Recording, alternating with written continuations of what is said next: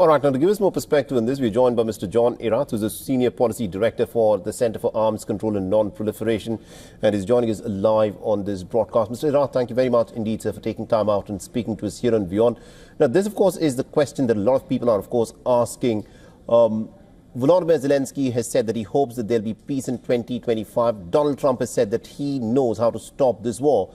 But the question, of course, is this. For peace to come about in Ukraine, what price, in your assessment, will Ukraine have to pay? I think that everyone wants the war to end and for there to be peace. But the question now is, of course, at what cost? And is Russia and Ukraine, both of them, willing to pay the cost for peace?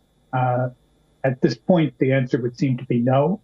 It would seem to be that on both sides, the populations have decided that the costs of ending the war right now would be worse than continuing. When that changes, I think we will see rapid movement towards a peaceful settlement. Interesting. Now, considering as to how Donald Trump, the statements that he has made, it appears that he's less than enthusiastic in backing Ukraine in the defense effort that has put forth. With that being the case, do you expect the Russians to make any concessions if and when negotiations happen for a settlement? I think the opposite. I think Russia is going to try in the short term to use the perceived willingness of the incoming administration to work towards a rapid peace agreement. And it wouldn't be peace, it would be a ceasefire. I think Russia wants to use that willingness to try to extract the maximum possible concessions from Ukraine. That's how Russians negotiate. They demand the maximum at all times. And so I think that's the strategy that they will follow.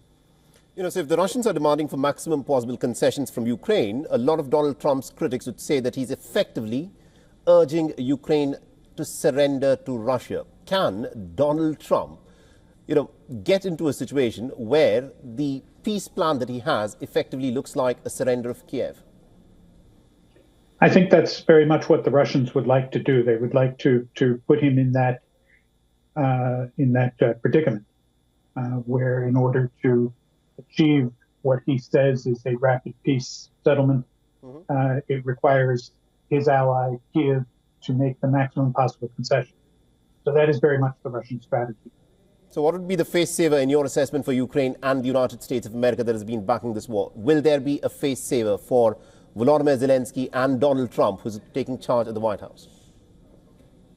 It's not so much a question of saving face, it's a question of maneuvering the right way and not being caught in a trap of one's own making. Obviously, the thing to do would be for the United States to propose some reasonable conditions whereby talks toward a ceasefire could commence, and leave it to Russia to say no. In that case, I think everyone walks away with the situation no worse than it is now, and the path is open for when the circumstances are right to achieve a peace agreement relatively easily.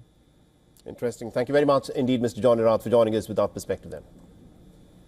You're welcome. For all the latest news, download the WION app and subscribe to our YouTube channel.